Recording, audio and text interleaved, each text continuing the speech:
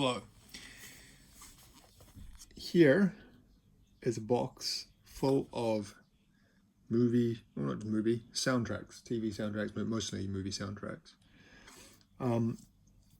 that I have collected over the last 4 years.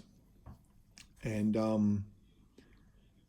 yeah, I'm going to go through them. Some of these I've shown before. I have actually shown sections of the soundtracks that I own, but I haven't gone through the whole thing. So I put them all together, and I'm going to go through them fairly quickly. I don't have time to talk about every one because I'll be here until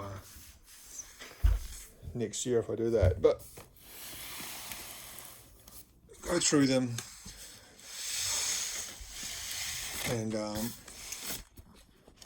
yeah, maybe to a caramel macchiato. So I'll bring. How am I going to do this? Actually, maybe easier if I bring the box over this way, and then stack them up as I go. That makes more sense. So these are all secondhand, I think, exclusively. There may be actually one or two that I bought new, but all pretty much secondhand and all between 50 cents and $2. First one here, Last Emperor by Ryuichi Sakamoto, David Byrne, and Kong Su. Great movie and a great soundtrack, especially the stuff by Sakamoto, the first 9 songs. So that came out, what, in 87, I think? And this looks like it's from that time. $2 originally. The Wedding Singer soundtrack, so some classic 80s songs on that. Kill Bill Volume 2 and Kill Bill Volume 1. Can you remember the songs that were on these? I can't really remember. I see some Morricone, Bernard Herrmann, Quincy Jones.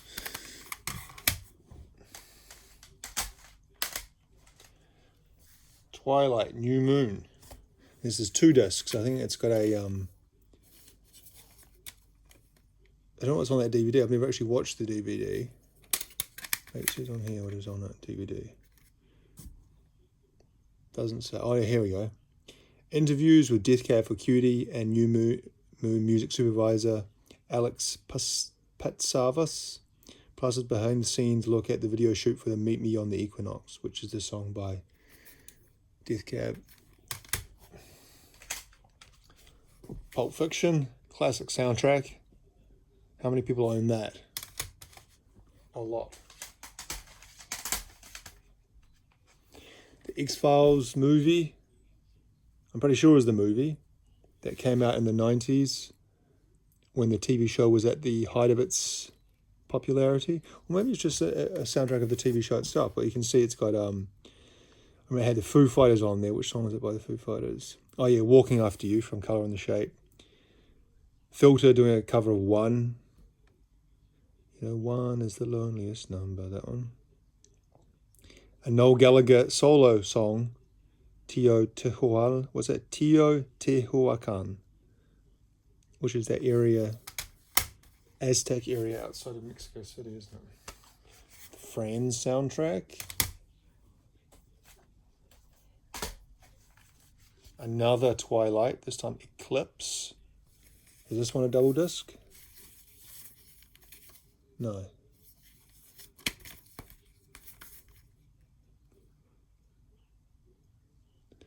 Can't remember what's in half of these. Anyway,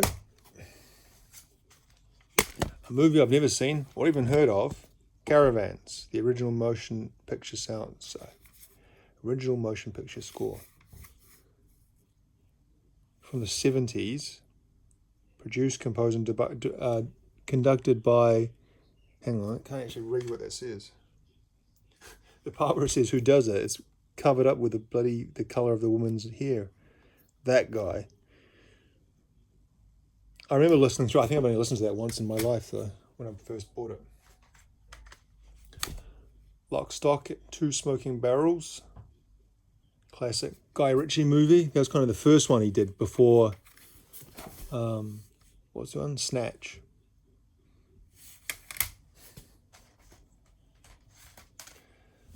South Park, the movie. Bigger, longer, and uncut. So we've got some Michael McDonald, Through the Eyes of a Child. Remember that one? Violent Femmes. Wasn't there a Cure song on this? I'm sure I remember a Cure song being on here. Oh, Canada with Geddy Lee, Alex Lifeson of Rush, but not Neil Peart.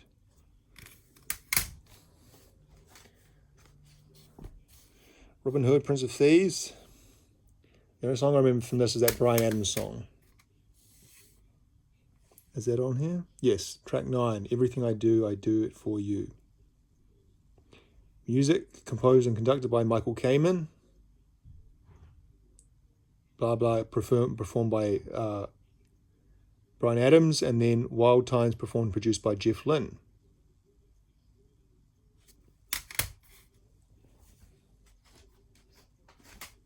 I think I've shown this one before, Rocky Balboa. Look, when this was originally in the shop, this was sold at Borders. Borders, you know, that bookstore. They also had a CD section, quite a good CD section in my memory. $37.99 New Zealand dollars, new. It's about 20 American dollars, 20, a little bit less than 20. Still, bloody expensive. And I got it for $1. So kind of a, you know, the classic theme, obviously, Eye of the Tiger, Living in America, you kind of see the big song. So they've taken it from all of the Rocky movies, taken all the most famous songs from all the Rocky movies. 1 through, how many Rocky movies were there eventually? 1, 2, 3, 4.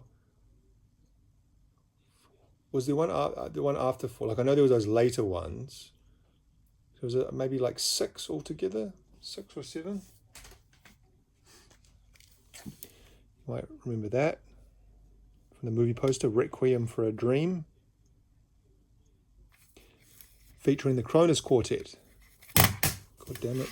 Who I like a lot. Original music composed by Clint Mansell. See, his name came up a lot on soundtracks and stuff over the years. Clint Mansell.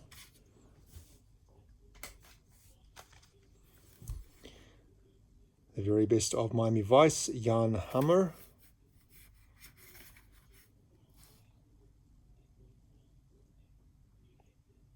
The theme, Crockett's theme, which is very famous. Different scenes from the show over the years. Lombard Trial, The Talk, Airport Swap, Russian Story.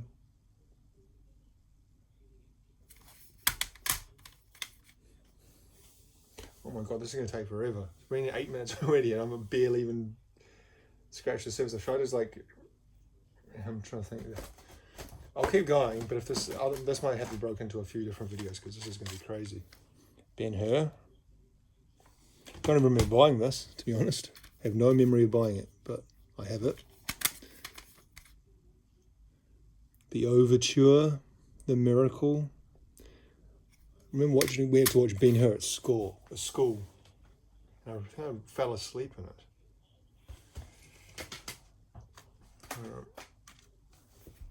Resident Evil.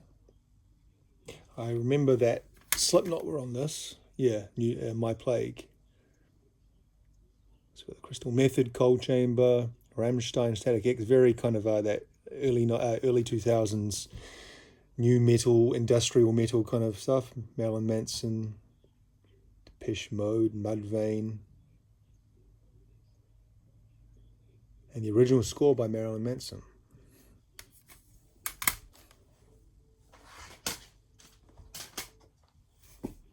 Born on the 4th of July. The Oliver Stone movie. I've seen that a few times in my life. Who did the soundtrack? It looks like it's various 60s, 70s songs. Born on the Bayou, Brown Eyed Girl, American Pie, My Girl, Soldier Boy, Moon River. Oh, it's John Williams. Okay, John Williams did the rest of the score.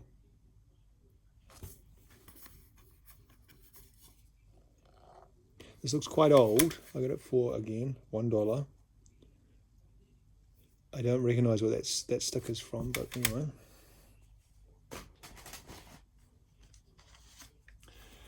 Natural Born Killers. Produced by Trent Reznor. Some good stuff on that. I remember listening to it. I can't remember when Napster first came out. I remember downloading that, or the songs from that. City of Industry. Now, what I remember of this is I've never seen that movie or even heard of that movie, but the soundtrack's actually quite good. It's got Harvey Keitel and Stephen Dorff, are two actors I know. It's got Massive Attack, Lush, Tricky, Bum Bass, Death in Vegas. So quite kind of trip hoppy. It was a 97, so that would have been right at the peak of the trip hop alternative kind of crossover that was happening at that time. Yeah, I have a memory of that being a good soundtrack when I listened to it. But yeah, I haven't listened to it for a long time. So 9.5 months. Well, no, not 9.5. 9 months. You don't see that guy around much anymore. This is by Hans Zimmer. I was talking about Hugh Grant. You don't see him much. But Hans Zimmer obviously pops up everywhere still, and is probably one of the most famous modern movie composers there is, really. You know, if I think post, say about from 2000 onwards, there wouldn't be many as famous as Hans Zimmer and prolific. The Name of the Father. Original songs by Bono, Gavin Friday, so they did that song together. In the Name of the Father, quite a good song. Also got some Jimi Hendrix, Kinks, Bob Marley, etc., etc. That's a great movie as well. Dance of the Wolves. Music composed and conducted by John Barry. Kind of I was saying Hans Zimmer is kind of one of the most famous of the modern cinema. I say John Barry was one of, maybe not the most. I say John Williams is probably the most, but John Barry was pretty well known as well. Worked on some pretty famous movies over the years. The Butterfly Effect with Ashton Kutcher and Hoover Shears. I never actually saw this movie. Music composed by Michael Suby and the Czech Philharmonic Orchestra. Don't know anything about that.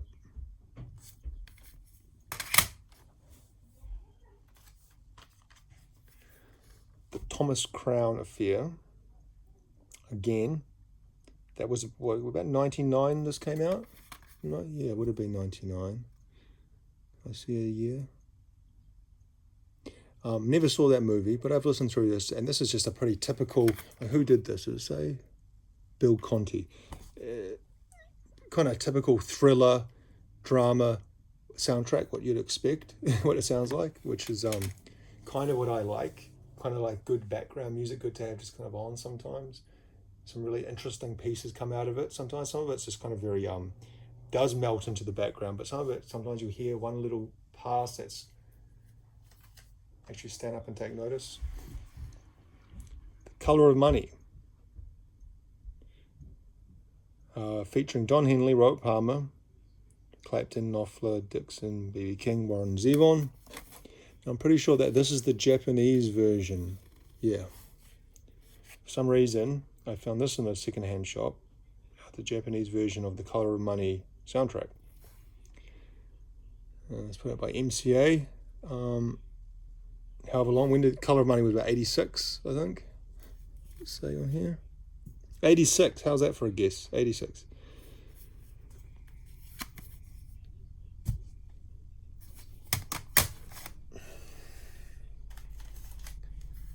Casino, classic soundtrack. Scorsese's use of that kind of era of music is well known. Muddy Waters, the Moody Blues, Nilsson, Roxy Music, Fleetwood Mac, of course, Devo, Cream, Little Richard, Dean Martin.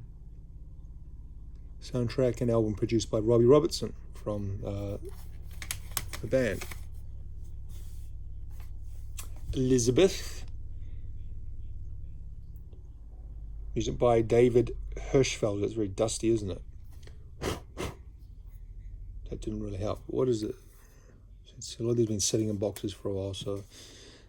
So again, I think that's what, late 90s? No, okay, early 93. 98, what is it? I've got two dates here, 1998. I usually take the earlier date. But I'm sure, is that Kate? Yeah, Kate Blanchett. Maybe it is 93. Anyway, again, just kind of a typical, in this case, historical period piece movie score. I don't have much memory of it, to be honest. Yeah, I'm not sure if that is 93, to be honest. It doesn't line up in my mind with Kate Blanchett looking like that in 1993. But anyway, it's not really important. Rio, I talked about this before. I remember showing this in a video because I remember talking about one of the songs. It was a cover. Which one was it? Well, maybe I'm thinking of something else. No, I'm thinking about something else. Forget what I just said. This is Rio. What is this, a Pixar movie? From the creators of Ice Age.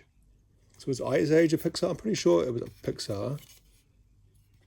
What was the other? Maybe it was neither. It just says by Fox. But okay, anyway. I've never seen it. But it looks like kind of one of those, like, what's the other one? Madagascar. It looks similar to Madagascar, doesn't it?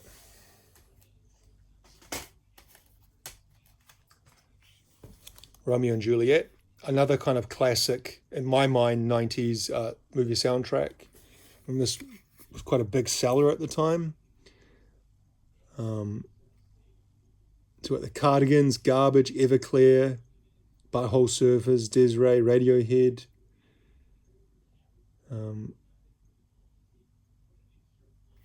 Never really got the hype of that movie, to be honest. That movie was really... at the time, people loved it and was kind of raving about it. I was very young, but even when I saw it when I was older, I didn't really think much of it. Crouching Tiger, Hidden Dragon, music from Yo-Yo Ma, and music composed by Tan Dun. That's a great movie.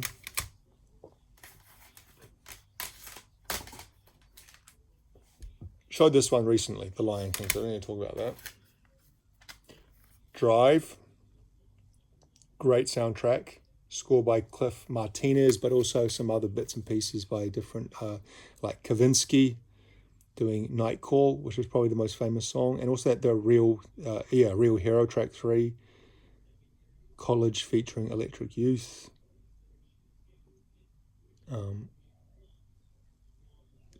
Again, in terms of as a movie, I didn't really, it wasn't a bad movie certainly, but people really raved about that movie, and when I saw it, I just thought it was kind of quite forgettable. I think kind of the image of it was more than the actual full movie end product, if you know what I mean. End of Days. I think I've talked about this before. I quite like this. This is one of Arnold's later period movies, like 1999-ish. Got Camel Song by Korn, which I always liked. Michael, where John Travolta comes to Earth as an angel. So we got Don Henley, Aretha Franklin, Bonnie Raitt, Willie Nelson.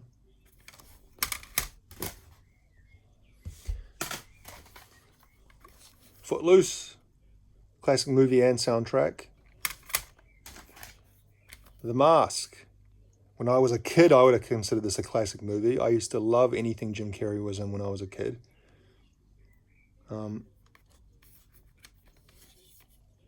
This kind of has a mixture of bits and pieces on it. So you can see it's got Vanessa Williams, Fishbone. I'm pretty sure, oh, that's right. It's also got that Harry Connick Jr. song, Whisper Your Name, which for some reason when I heard it, it stuck in my brain from when it first came out. I would have heard this in the 90s when it was first released and then never heard it again. And then when I put the CD on, I was like, I know the song. Like, it's like I'd heard it yesterday, but I hadn't heard it in like 30 years or something. Lord of the Rings, Two Towers. You'll know what that sounds like. Another classic, music from Twin Peaks, Angelo Badalamenti. So just the music from the series that is played throughout. The theme, obviously, Laura Palmer's theme is also quite famous, quite memorable when you hear it. But yeah, a great soundtrack.